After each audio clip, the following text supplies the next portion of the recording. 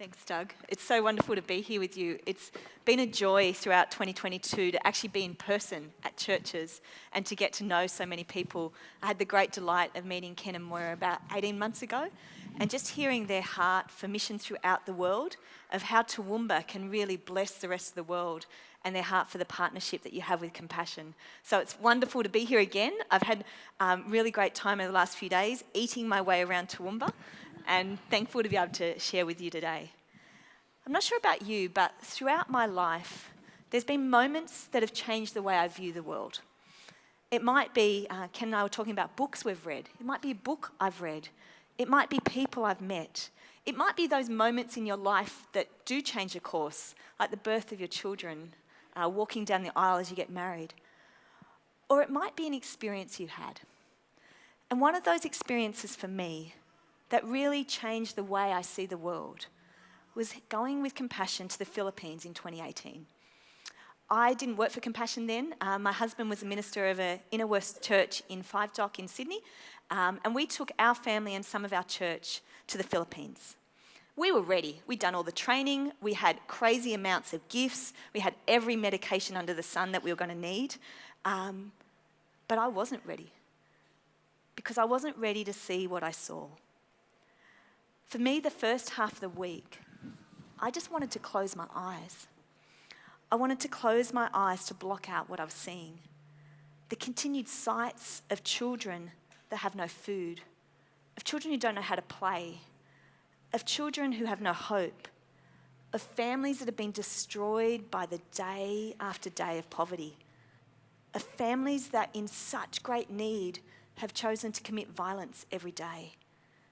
The unbearable sights of houses collapsing and villages being silent. The unbearable sights of homes being made in tombs and families destitute. All I wanted to do was close my eyes and go away. And so today I want to think about together, how do we truly see the world? And I want to look at the Gospel of John as we talk about this. John uses these themes of light and darkness, of blindness and sight, to ask that question: how do we truly see? It starts in the very beginning of his gospel. John 1, 9-10, you might be familiar with these words. It says, "The true light that gives light to everyone was coming into the world. He was in the world, and though the world was made through him, the world did not recognize him." The true light had came into the world to help us see, but we couldn't see. And so today we're going to work through the passage of John 9, where John narrates a story of Jesus healing a blind man. And it begins with a blind man sitting alongside the road and Jesus and his disciples walking past. And we get a little bit of a glimpse into how the disciples see the world with the question they ask: "Rabbi, who sinned, this man or his parent, that he was made blind?" But Jesus doesn't see the world this way. And it's not a rebuke, but he does carefully try and turn their sight away. Neither this man nor his parents sin, but this has happened so that the works of God may be displayed in him. What a truly different way of seeing the world. No, this man was not cursed. This man is going to be a vessel through which God works. And as the discussion ends, Jesus walks towards the man. He puts mud on his eyes and he says, "Wash in the pool of Siloam." And John reports so simply this healing. He says, "So the man went and washed and came home seeing." And I think he does it so simply because this is actually not the climax of the story. You would think it is. You'd think it'd be so joyful, but it's not. And so the man goes home, and we move from this scene to his neighbourhood. And this is one of my favourite scenes in this passage. It's so familiar. He's come back to his neighbourhood, to everyone who's known him his whole life. So imagine someone who was blind coming back to Toowoomba, and the questions begin. "Have you seen that guy? You know, the one that was blind? He can see." No, he can. No, you must be mistaken. It must be someone else. And it goes round and round. And they're so confused and they don't want to make a decision. They don't want to be wrong. So they drag this poor blind man to the Pharisees, who they believe truly see the world. So this poor blind man can see today. Instead, he goes home. Instead, he's dragged out of the Pharisees, and he tells the Pharisees how he's healed. And surely the keepers of the law, the upstanding members of the church, surely they'll see the world right. But no, they still ask more questions. No, he couldn't have healed you. It's a Sabbath. Only God can do this, not a sinful man. How can a sinner perform this? And so the questions show again that we have people that can't truly see the world. And they're so confused. And so they keep questioning him. They ask the blind man who they think Jesus is. And he says, oh, maybe a prophet? Which John starts to give us a hint that the blind man can't fully see yet. And so the crowd, the teachers, the Pharisees, they can't see the world yet. They still don't know how to fit this into their worldview. And then you take a sigh of relief because his parents come. And you just go, yes, if anyone can truly see, surely parents can see their son. And they confirm to the crowd who's gathered around now, they confirm, yes, this is our son. And yes, he could not see. But then they stop. They sort of step away from him. We don't know how he can see. And John reports the reason for this. He says that they were fearful. The parents do not want to be thrown out of the synagogue. And so rather than thinking how their sight could change, they distance themselves from their son. So a day that should have been full of joy and celebration, a blind man can see, means a blind man is continued to be shamed. And you can hear the blind man's frustration. I was blind, now I see, isn't that enough? But they question him again and again, and he struggles to understand why. And he says, don't you want to be his disciples too? And at that point in the passage, I feel like it's like a 2-year-old who puts their hands over their ears, closes their eyes so they can't see the world. And this is the point where we come to the climax. The blind man is thrown out. The Pharisees ask him to leave. And Jesus approaches him. And Jesus says, do you believe in the Son of Man? The blind man says, who is he, sir? Tell me so that I may believe in him. What is amazing about this verse is even though the blind man can see, he still knows he cannot see truly. And Jesus says to him, you have now seen him. In fact, he's the one speaking with you. Then the blind man says, Lord, I believe. And he worshipped him. Finally, a blind man can see. We cannot truly see the world without seeing the world through the true light. Our eyes cannot reveal the completeness of the world we live in. And John so beautifully crafts this narrative to help us see that. He begins and ends with people seeing. We start at the beginning with the physical restoration of sight, and we end with the spiritual restoration of sight.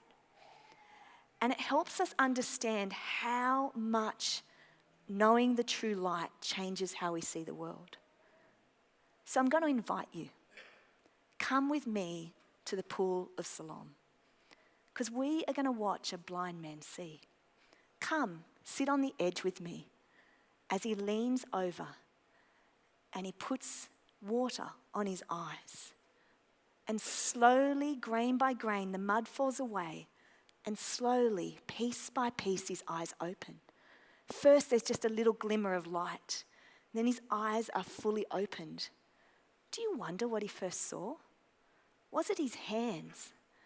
And was he marveled at the amazing range of colours in his hands, to the lightness of his palms, to the sunburnt backs of hands? And did he look past his hands to see the water that is shimmering with the light bouncing off? Water that feels both clear and not clear, Because for the first time, the world that the blind man has felt and heard and smelt is now revealed in a completeness of sight. And it must have been awe-inspiring and wondrous and beautiful. But as the blind man starts to walk just through his first day, he also sees that the world is broken and perhaps beyond repair. And this is what John wants us to see as well. That through the true light, we see a more awe-inspiring, wondrous, grace-filled, merciful world. But we also see a world that's more broken than we imagine. So I'm asking you today, what is your blindness like? Is your blindness like one of the neighbours? You are blinded by too many people's voices, not knowing how to work out how to truly see the world. Are you scared of looking foolish? Is that what blinds you? Is your blindness like one of the Pharisees? You have very black and white ways of viewing the world, what's right and wrong. And so your blindness stops seeing the fullness of how God can work. I feel like I often fall there. Or is your blindness like the parents? You're fearful, you're scared of seeing the world how it truly is. And this is the blindness that I had as I walked through the streets of Philippines. And if I had closed my eyes, I would not have seen the wonder and the beauty of God working through what I thought was disrepair. As we walked through the streets of Cebu, past prostitutes, buildings falling down, people comatose on the street from drug and alcohol addiction. We were walking under sort of electricity wires that you're bending down, through sewerage, through darkness because all the houses are closing in. I just thought I saw a world of disrepair. And we're walking and we slowly start to hear a sound. And it's one of the sounds that I love. And I loved walking onto your campus today to think during the week you hear this sound. It's the sound of children playing ball and running and talking and laughing. And I can hear this sound, but my eyes are telling me that this can't be. And we walk forward and we turn a corner. And out in front is not the beautiful playgrounds that you have, but a dirt, muddy rectangle with a basketball ring in one corner, which is probably now about 8 foot instead of the regulation. And there's about 50 children playing, all ages, from about 3 up to 18. And this moment changed how I saw the world. Because as we walked towards, I realized this was the church, the Compassion Project. And that what I had not thought was possible, God was working. And if I had closed my eyes, I would not have seen how God was working in his world to change it. And in the Philippines, they love dancing and singing, which is a problem for me because, as Isaac Moody will tell you, I can't clap in time. And so we walk through the gates, and thankfully I don't need to clap, and they put hats and necklaces, and there's a lot of excitement. You've got about 7 children hanging on to you, and they carry you up to a hall. We all sit down. It's about sort of half the size of this hall. And 5 women walk onto the stage. And silence comes. And they walk onto the stage and they gradually hold up signs. And they're signs of how they see themselves. Prostitute, unwanted, unloved, addict. I'm sitting next to my then 10-year-old daughter. And I don't want her to see women seeing themselves as this. I'm horrified. The joy that I just felt, the new way of seeing the world just disappears. But then after about 30 seconds, they turn the signs over to how they now see themselves through the true light. Loved, redeemed, justified, worthy. And it's at that moment that I feel like I could almost touch the power of the gospel, and my eyes can begin only to glimpse the world as God sees it. This is so important to our work at Compassion, because seeing the world as God sees through the true light means that we care for these children that the world forgets. The true light shows us that children living in poverty are wonderful and important and are made in his image. These children that the world has forgotten, the true light tells us we need to remember. But the true light also shows us that these children don't just need food and care. They need to be able to truly see like we do. And so at Compassion, we believe strongly that we need to help all their blindness, their spiritual, their physical, their emotional, their well-being, and their social needs. And that really drives how we do our work. And so I really want to thank you, because as Doug said, you're currently sponsoring 295 children throughout the world, and that actually got up to above 300 last year. We had a number of children exit our program, some because they've completed, which is just an amazing time to celebrate. And that means that there are 300 children around the world who now know that they're seen. And they're beginning to go on that journey to understand how God sees them as well. So thank you. And one of the ways that you show that you see them is through letter writing. And last year, 614, at least, there's probably a few more, letters were exchanged between Highlands and children on the field. And this has told the children how God sees them. And so today, I want to thank you for partnering with us and really having an impact around the world. But I also want us to consider, if we see the world through the true light, how does that change how we live? Because these children are forgotten by the world that we live in. And so I want to ask you two things to consider today. Firstly, would you consider joining the people here at Highlands that sponsor a child? We have many children who live in a world that I want to close my eyes to, that's hard to see. Through sponsorship, we're able to say there's much beyond the world you live in. And so today outside we have a table, and we have Dean and Ryan here and myself who would love to talk to you. And we have these beautiful children. And I love reading these. I had to bring my glasses because it's very small print on the back. This is Rhiannon. She's just turned 3, and she lives with her father and mother, and she's in the Philippines. And it's children like this who have come into our project, and they're waiting for someone around the world to say, I see you, I love you, and I want you to know what God thinks of you. And so I'd love you to consider sponsoring a child today. And then there's another way, and that's writing letters. Last week we had our whole team together. It was the first time in almost 3 years, 150 of the Compassion team in Australia. We had the great joy of having Lenny from Uganda, he's the country director in Uganda, come and visit. And we asked him about letters. We said, look, what should we write? People always ask us, what should we write? Why do kids keep telling me their favourite colour is pink? What does this help? And Lenny said, and I'm going to quote him, so I've just got to find. He said, poverty tells these children, you don't matter, you don't count. But let us reverse this. Someone knows them and loves them. And so we want to invite you today. We've got set up out the back there a letter writing space. You can take a Polaroid photo. Who doesn't love a Polaroid photo?